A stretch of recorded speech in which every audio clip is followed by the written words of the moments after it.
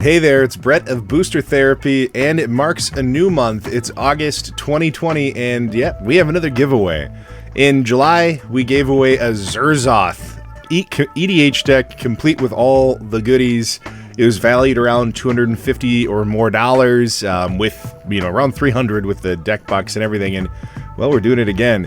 This time, I figured I'd show the commander. So we're gonna give away a full commander deck of Tatiova Benthic Druid.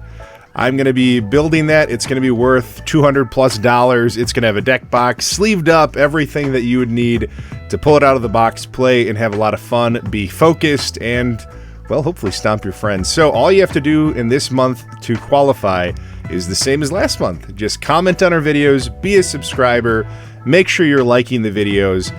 At the end of the month, we're going to gather all of these comments, pick one person at random, and that person is going to get that deck. We're going to ship it to you. It doesn't matter if you're in the United States or outside of the US. We're going to give it to you just for watching, being a subscriber, and enjoying the content. So, without further ado, enjoy the video. Have a great day. Welcome back to Booster Therapy and another episode of Commanding Presence. We're a little bit late to the game this week, but we still have an episode. And today we're going to break down a fun budget, well, relative budget, $100 budget deck.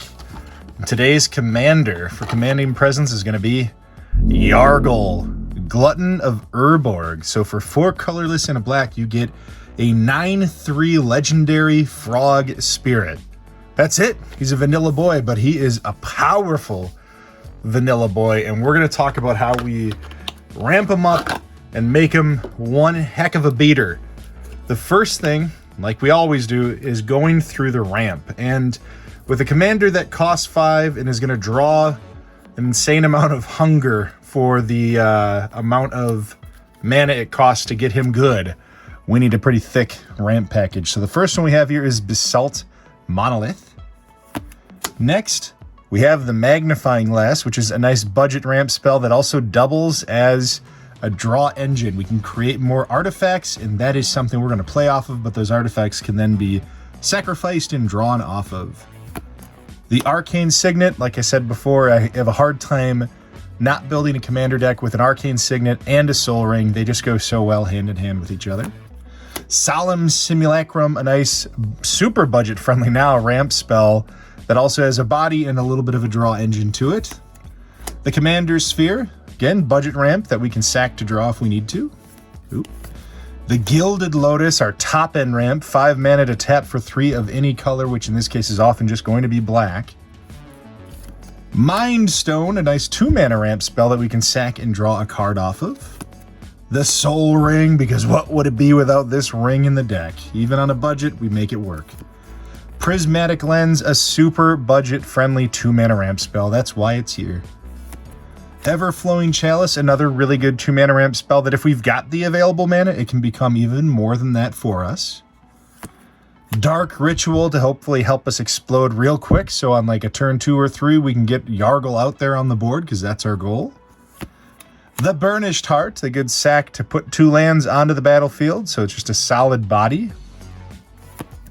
The Palladium Mirror, taps for 2, so 3 mana ramp for 2. It's actually one of our more effective ramp spells in this deck. And of course, the Sword of the Animist is the last one. Not only does this work to build up our Yargle and make him a 10/4, but it also gets us basic lands as he attacks.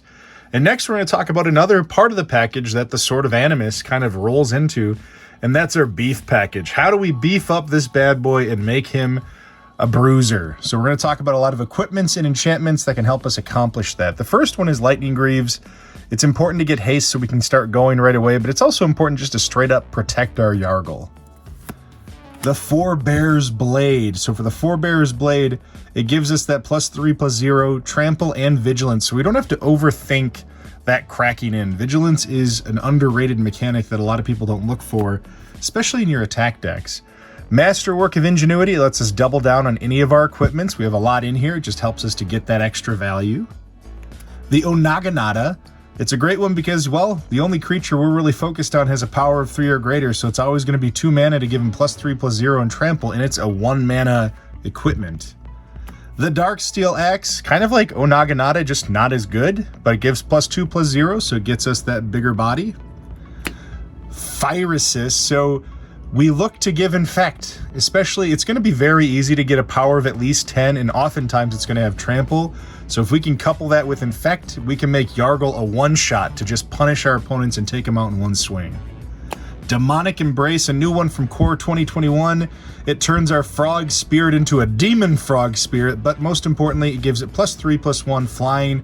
And the best part about Demonic Embrace is we can cast it from our graveyard, so it's repeatable even as our opponents remove Yargle. Luxodon Warhammer, giving us that 3/0 and trample, but most importantly, lifelink, so we can stabilize ourselves and stay in the game. The Grafted Exoskeleton, it's just another way to get Infect if we don't have Fire Assist. Grafted Exoskeleton works great to give him that Infect and grow his body. The Sanctuary Blade, it gives us protection from a chosen color. So as we attach this, we choose a color, we get protection from it, and we just crack in, which is great.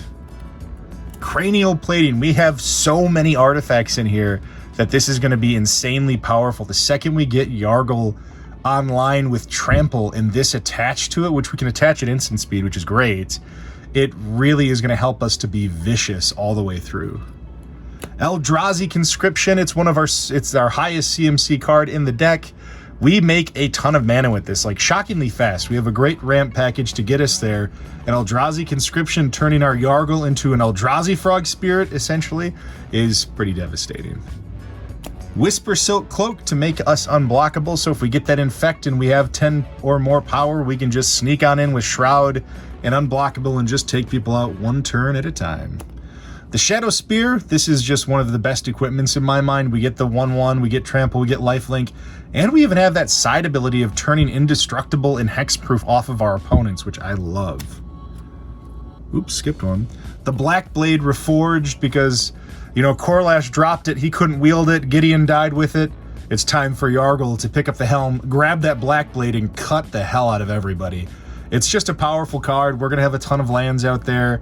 Getting to equip this to Yargle for 3 to give us that extra body is what we need. Mask of Memory, just a really good draw engine. We don't have a lot of draw engines on a budget. Wanted to make sure we had a couple equipments that really helped us to fill our hand and keep things moving.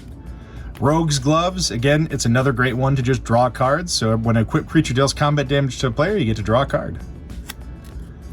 Trailblazer's Boots, it's another way to essentially give it unblockable. Most of the time in Commander, everybody has at least one non-basic land, and this gives it the ability to walk right over to them. And then the Bone Splitter Axe, it's another artifact. It's similar to the Dark Steel Axe. It's +2/+0 for 1, very low cost to get it out there and get it rolling. Next, we're going to talk about just a small handful of draw spells that we have with this to help tutor up and draw the cards we need. The first one is Night's Whisper, just a really effective pay 2, draw 2, lose 2 spell for black.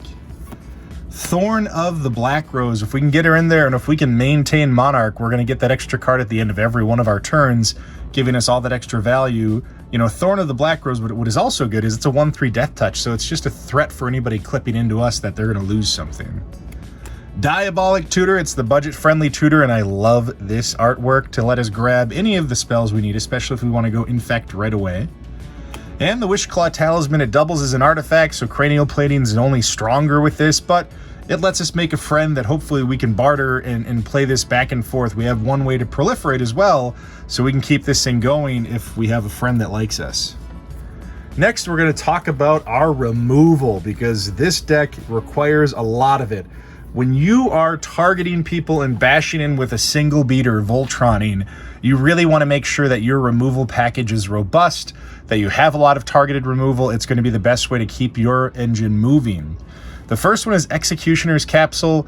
It's an artifact, so we get that extra value, but it also sacks to destroy target non-black creature. Dead of Winter.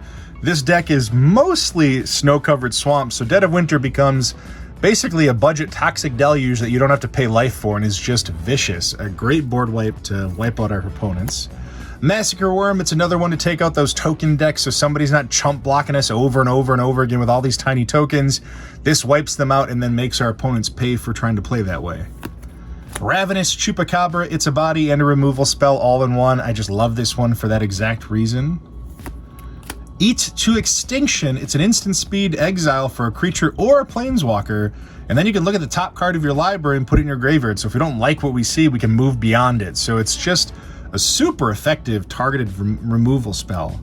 Extinction Event, we're playing odds with our creatures, so the chance that we have either a bunch of tokens going wide that can chump block us, or just that benefit of people playing even costed spells, Extinction Event is a nice budget board wipe that exiles a lot of those troubled spots. Oblivion Stone, again, it's another artifact. What I also love about Oblivion Stone is right now it's super affordable, and it can make Yargle immune from it. We can take the time to give him a fate counter and then sacrifice it on the next turn to wipe everything but Yargle out and then clip in to kill whoever we gotta kill. Defile, one of the best mono black removal spells, if not the best. This is often giving -5/-5 or more to any permanent, so Indestructible doesn't even get in the way of this one. Vraska's Contempt, another great exile for creatures or planeswalkers at instant speed. Phyrexian Scriptures, it's got an Oblivion Stone kind of feel. The first turn, we buff Yargle, turn him into an artifact, which is a benefit to us. And then the second turn, we destroy all non-artifact creatures, so we can get rid of a lot of those token decks or, Animar going off, whatever the case is. Murderous Rider, again, instant speed, destroy creature or planeswalker, plus we get a body on the second run if we need it. Mire in Misery, each opponent sacrifices a creature or enchantment. I just love that this punishes, for 2 mana, punishes each one of our opponents, so it's just a ton of value. Fleshbag Marauder, similar to Mire in Misery, it's a lot of value, 3 mana to make each one of our opponents lose a creature. Force of Despair, if somebody goes off and has an explosive turn, this is a ridiculous answer that nobody plays, and I've seen it a lot where it's all at once, all hasted, all these creatures pouring out with Animar or Saheeli on the cost reduction or whatever it is. You're cheating your world out into play. Force of Despair is an incredible answer for that. Bantu's Last Reckoning, it's a great budget board wipe, so it fits within that $100 budget and it destroys all creatures. And for 3 mana. And finally, the Plague Crafter, another one that just gives us a lot of value. 3 mana to punish each one of our opponents is fantastic.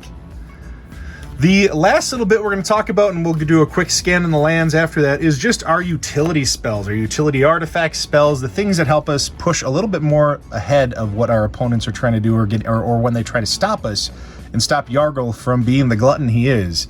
The first one is Thrilling Encore. Board wipes suck, and they hurt us really bad because it's just constantly making Yargle 5, 7, 9. It just ticks up so quickly as far as the CMC to get him back out there and online. Thrilling Encore is such a unique counterspell in my mind in a deck like this for board wipes. So somebody does the Wrath of God, they destroy everything, 15 creatures hit the graveyards from all of our opponents, including us. We play this in response to that after it resolves or at the end of the turn. We get everything. We take the entire world, put it onto our battlefield, and we become the biggest threat all with one spell. Phyrexian Revoker, I love that this gives us more value in the cranial plating, but also it just turns off something that's pesky. So if we've got some planeswalker that is really getting in our way or something that's muting our ability to do what we want to do in attack, Phyrexian Revoker is a great way to turn off those activated abilities. Gray Merchant of Asphodel, Gary is just fantastic in mono black. We're going to have a ton of pips out there. It's going to be very easy that this is going to be a 7, 8, 9, life leech from each of our opponents, gaining us something like 27 life. It's just a super fierce card. Sorin Markov, well, a lot of times Yargle is going to be like 10 something or 12 something with trample. If you can turn somebody's life total to 10 and then swing at them all in one turn, it's going to be pretty satisfying, and Sorin helps us do that.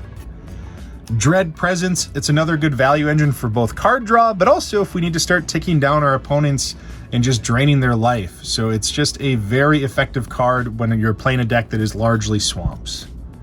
Veto, Thorn of the Dusk Rose, we're going to have lifelink in here, but Veto also, all in its own, turns on lifelink if you want it to, and we just get that extra value in the damage we're dealing and the life we're gaining. We're dealing that much more damage.